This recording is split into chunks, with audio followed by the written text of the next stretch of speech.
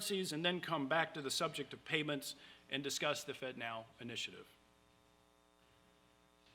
Cryptocurrencies have blossomed over the past decade. Since the introduction of Bitcoin in 2008, investors have purchased thousands of such currencies. Today, the market capitalization of all digital currencies is estimated to be over $200 billion. It's clear that there's an appetite for cryptocurrency. For some, cryptocurrencies represent a potential break from established banking and payments infrastructure. Other users value anonymity, and therefore the ability to conceal their identities in cryptocurrency transactions. Merchants may be attracted by opportunities to avoid costs incurred with existing payment options, such as interchange fees and debit and credit card transactions. Many others are simply speculating on the value of these cryptocurrencies. The policy implications of cryptocurrencies are fascinating and evolving, and as an asset in the global financial system, cryptocurrencies seem to be still a fairly small development. As a means of payment, the potential use of cryptocurrencies could have important implications for the financial system and for monetary policy. And share of payments activity shifted into cryptocurrencies. In such a scenario, the business models of commercial banks could come under significant pressure. In addition, it's an open question whether significant use of private digital currencies could alter the ability of the Federal Reserve to implement monetary policy through its existing toolkit. Thus far, however, cryptocurrencies have largely been used as vehicles for speculation rather than as a means of payment. For these digital currencies to have more wide-reaching effects on the macroeconomy, they would likely have to overcome some barriers to adoption. One such barrier is the instability of their values. For example, the price of Bitcoin was roughly $3,500 at the beginning of 2019, over $13,000 in June, and as of last week, back down to around $9,000. In addition, transaction speeds have been slow. A Bitcoin transaction could take anywhere from minutes to over an hour. The line at Starbucks would move even more slowly if we had to wait for that. Some scholars doubt that a privately issued currency can ever serve as a reliable means of exchange given these factors, together with the inherent default risk associated with the absence of any government or institutional backing.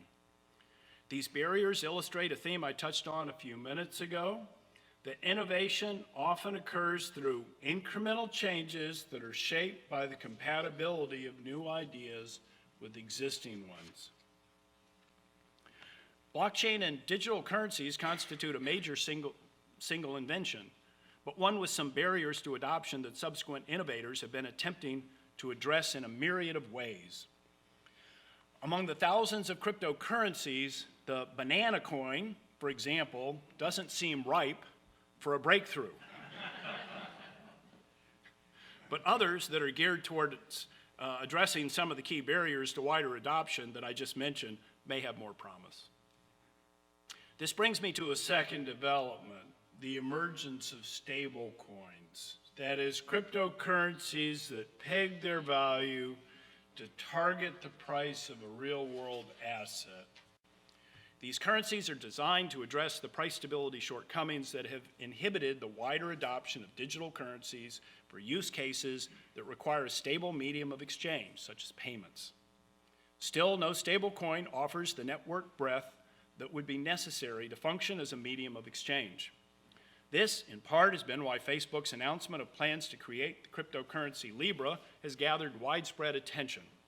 With a network of almost 2.5 billion active monthly users and growing, Facebook would potentially provide Libra with a huge user base.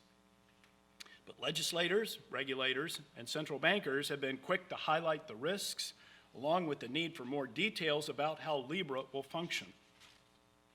It is critical to assess Libra's potential impact on users and the financial system, as well as how it can be effectively regulated on a global scale.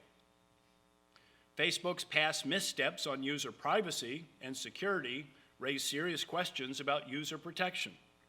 Central banks have called for more clarity over how the underlying Libra reserve will function and what the makeup of currencies backing the value of Libra will be.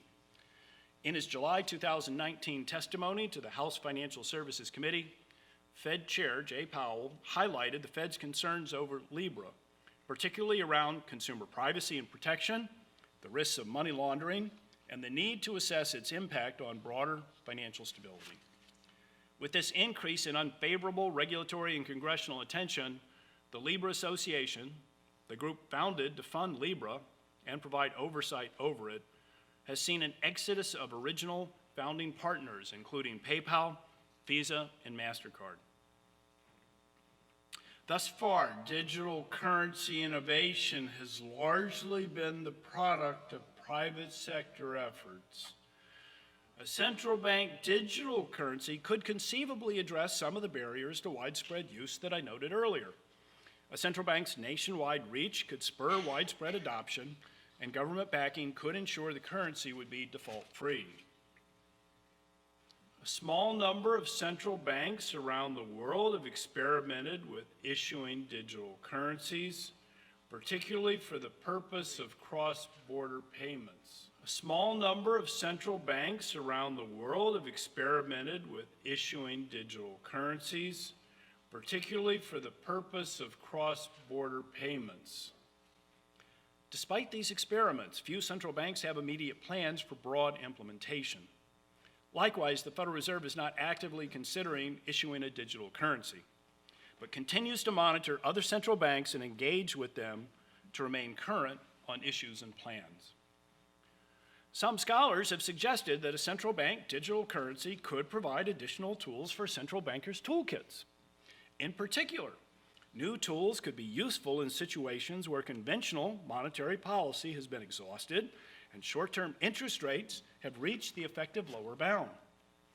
For example, a central bank could conceivably impose a negative interest rate on the digital currency or carry out a metaphorical helicopter drop of new money to existing holders of the digital currency. Such tools raise some immediate questions, such as how a central bank would manage outflows from the digital currency in the presence of negative rates. These questions are in addition to the profound operational and technical challenges that any central bank would need to address in launching a digital currency, as well as other concerns such as how existing financial institutions would be affected by such a currency. Outside of digital currencies, blockchain technology has other potential uses. For example, blockchain is gaining traction as a means of tracking inventory or provenance. For example, blockchain has enabled suppliers and retailers to track products like milk and meat from origin to consumers, in other words, from farm to fork. In addition, global banks and groups of private firms are testing the technology and its capacity to allow for group monitoring and public tracking of contractual agreements, also known as has been largely limited to pilot experiments whose participation is strictly limited, such as Chase's network, in which a small number of corporate clients can transfer funds between each other using the JPM coin. Large, decentralized, or permissionless public blockchains face implementation and regulatory barriers, as well as challenges in scaling up. They also require a high bar for data privacy and protection. Of course, cryptocurrencies are not the only fintech development shaping payments, banking, regulation, and the financial ecosystem. Artificial intelligence, with its capabilities for pattern recognition and prediction, is being used for a host of processes and tasks in finance and banking. Banks and technology firms deploy AI for monitoring fraud, identifying breach points, and automating customer support tools. Additionally, AI has the potential to automate regulatory and compliance activities while incorporating more data for both regulators and regulated institutions. At the Chicago Fed, we are exploring AI projects to support core work in economic research, bank supervision, and internal business processes, similar to the ways banks and their technology vendors are exploring the use of AI to gain efficiency and new insights. While artificial intelligence and machine learning can introduce efficiencies, this is an area where caution and a clear understanding of the risks are critical, given that tasks such as underwriting and credit scoring rely on broader sets of data and algorithms to support lending decisions. Financial institutions will need to frequently examine the impact of this approach. Responsible AI fundamentals are necessary to ensure that unintended bias that could have an adverse effect on borrowers and access to credit is addressed. So I'd like to shift gears now and turn to current plans for innovation in the U.S. payment system. Here I see the Federal Reserve as a leader in promoting innovation, both to speed up payments and to ensure resiliency of the U.S. payment system. Even with all the advances in computing and communications technologies over the past few decades, the U.S. payment system still relies heavily on decades-old infrastructure. Indeed, real-time payments are generally unavailable in the U.S. As a result, a bill payment made by a consumer online can still take multiple days to post and settle. It doesn't have to take the 1,500 miles that poor check did back in 1912, but it can take longer than it should. Contract workers who are not part of a regular payroll could face delays in collecting their wages. Real-time payments offer the potential for people to gain access to money they earned immediately. For liquidity-constrained households, access to real-time payments could mean avoiding late fees, as well as potentially faster access to ad hoc payments like insurance payouts. For small businesses, immediate access to funds from a sale would provide the ability to invest in inventory more quickly, avoiding costly short-term financing. For contract workers, having immediate access and certainty of funds provides predictability and reduces risks. The demand for faster payments and the possibility of increasing efficiency with such payments have inspired innovation by private actors. However, these innovations still rely on legacy infrastructure that involves delays, whether those delays are visible to end users or not. For example, popular person-to-person payment services such as Venmo and Zelle actually mask back-end processes.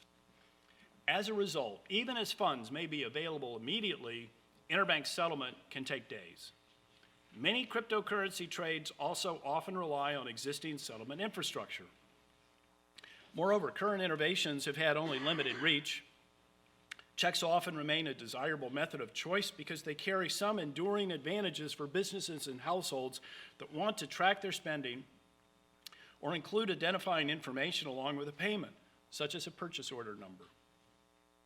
In August, the Federal Reserve announced plans to develop the FedNow service, a new round-the-clock real-time payment and settlement service.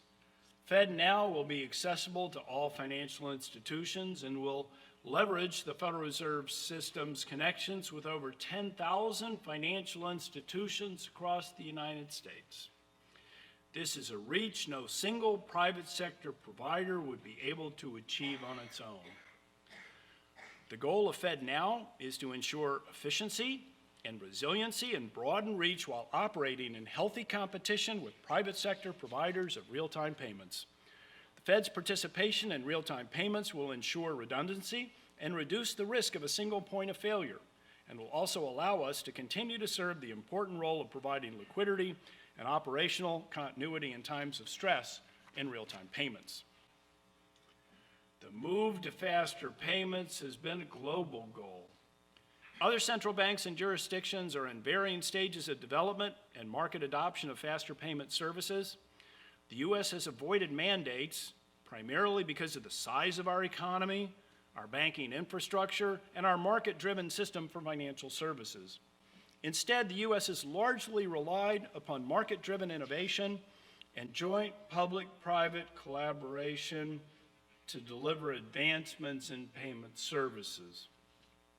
The decision to build FedNow has been several years in the making and is a culmination of extensive industry engagement, market assessment, and dialogue with a diverse range of stakeholders.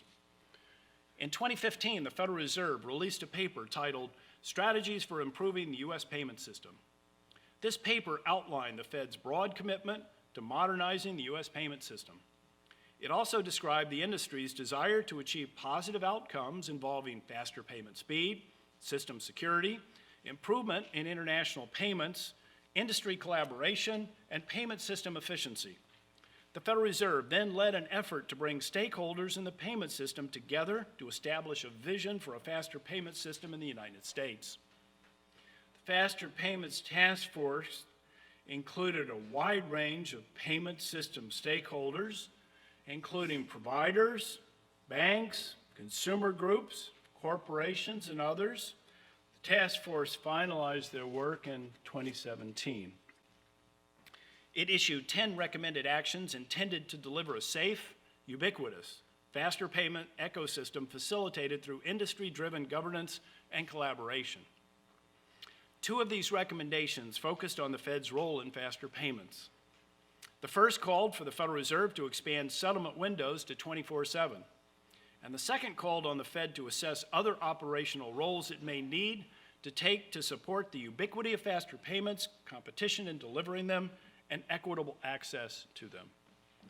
As a result of these recommendations, the Federal Reserve conducted extensive outreach and sought public feedback on the potential to expand the Fed's role as an operator of real-time payments. A Federal Register notice requesting comments on the potential introduction of a faster payment settlement service generated over 400 responses representing 800 entities. Over 90% of those responses indicated support for the Fed offering a settlement service for faster payments.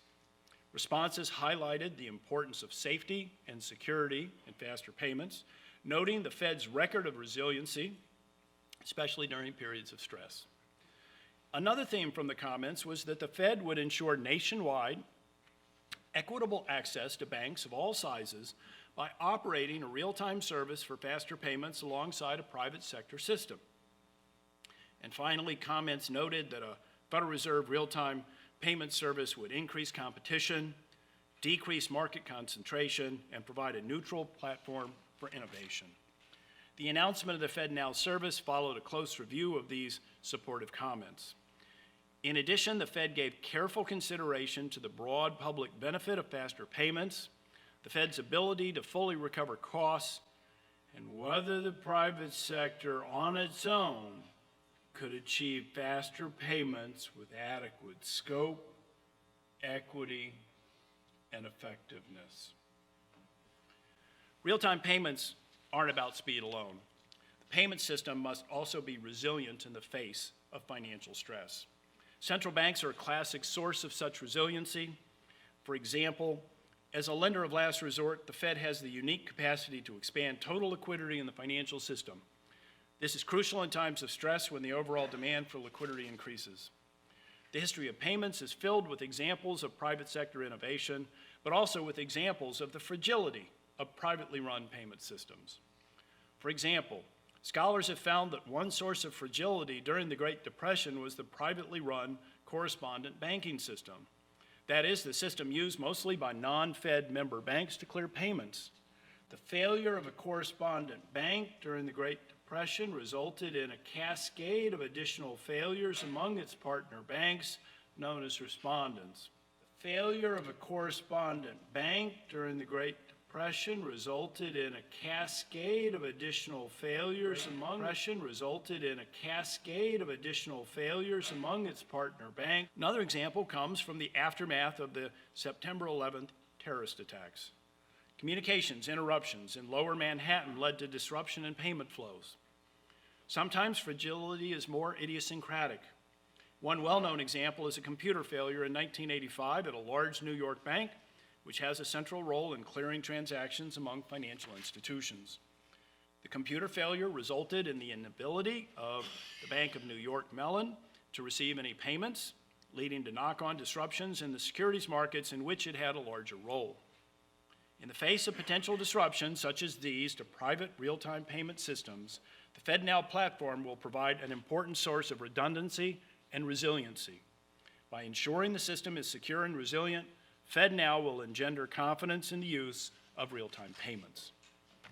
So in conclusion, financial technology has come a long way since checks journeyed hundreds of miles around the country, around the counties. Central banks have had an important role in promoting this innovation, and indeed the Fed continues to innovate alongside private sector actors. These are exciting times, and I look forward to seeing what the future will bring. I wish everyone the best success for a good conference and discussion here. And thanks for your attention, and I'm willing to take a few questions. Brian Knight from the Mercatus Center at George Mason. First, I want to say thank you very much for the great remarks. On the in terms of modernizing the payment system, I wanted to ask if the Fed is giving any consideration to opening the payment system to non-bank payments providers. You mentioned PayPal and Square, and they have to have a bank partner to access the system, even though there's no real technological reason why that needs to be. So I'm just curious if, as part of your modernization considerations, you're thinking about that, with the understanding that there's probably also a statutory bar, but the Fed being open to it is going to make it much more likely Congress is willing to change it rather than the Fed being opposed to it. I think that's a very good question.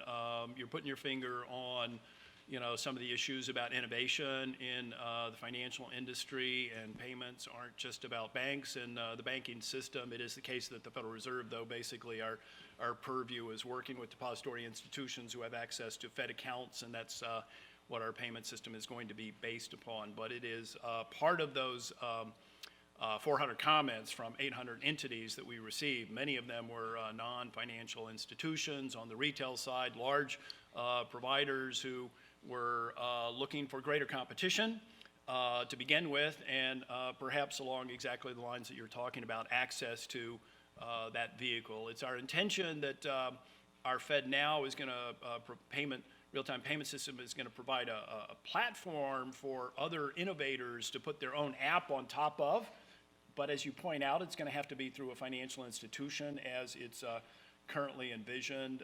It probably would take a change in legislation, but I think a change in legislation, but I think that would be an interesting issue to investigate. We have to think more broadly about the payment system and all of the players in this new digital environment. Yeah, Aaron.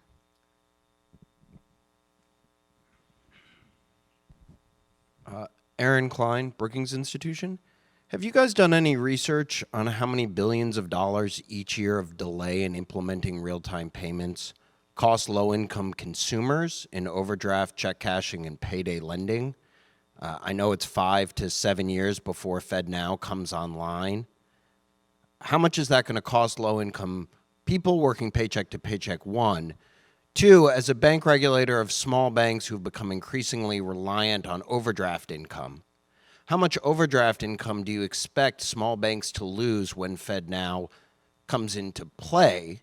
And is that reduction in income driving any of the delay of adoption? Those are good questions. I think the focus on the consumer side of this and low and moderate income individuals is entirely right to raise those issues. We have certainly pointed to the possibilities that somebody anticipating that they should have made scheduled a payment earlier or didn't have the funds to make the payment until just now won't be able to make the payment on time, and then they could incur a late fee. And so a real-time payment system like this can help alleviate that and reduce it. I'm not aware of any studies that have tried to size the losses associated with that. Okay, that's great. I think that's great research that we should all look forward to. There are many different elements. I mean, so speaking as a interested consumer in that type of research and as an economist. There is an issue as to what the appetite is for real-time payments, and it's usually of the variety like my son when he was in college on a Thursday night who would send me a text message saying that he was short of funds and he needed something, and the ACH mechanism for which I would send it to him wasn't going to deliver funds until Tuesday morning probably. So he could get them more quickly. For anything that could be scheduled, though, of course, you could just schedule it and it could be there. But when your source of income is, I work today to make a payment for tomorrow, then that really does improve things. So I look forward to hearing more about that. I think it's very important to maintain the focus on consumers and the welfare of everybody, but low and moderate income individuals, and how they end up paying, fees for, services, and, if we could provide more that would help them out, that'd be great. Maybe I'll ask you one question. What do you think Any about more the questions? U.S. Issuing CBDC? What is the potential? Central bank digital currency. Right. Yeah. So that's interesting. In the prepared remarks that I gave, one thing that was noted was this would be an opportunity for policymakers to implement negative interest rates if that was viewed as a useful addition to the monetary policy toolkit. I don't know that there are many folks in the U.S. who see that as, well, I mean, there's an active debate. Ken Rogoff obviously has talked about getting rid of cash and moving to a digital type of situation like that, and you could actually embark upon negative interest rates that would serve a purpose in terms of monetary policy, but it would sort of distort other types of payment mechanisms. And so I think we need to look at those issues, understand them very carefully. Along the lines of consumers and how they would use it, I kind of wonder who would actually have access to that type of currency. I think there's a large number of people who are always going to have a desire for cash because that's the nature of their payment mechanism, and I wouldn't necessarily, it would take quite a lot in order to think about displacing their access to that and making sure that they had the means of using the digital payments at some very low cost fashion. So I think there are a whole host of issues that need to be addressed there.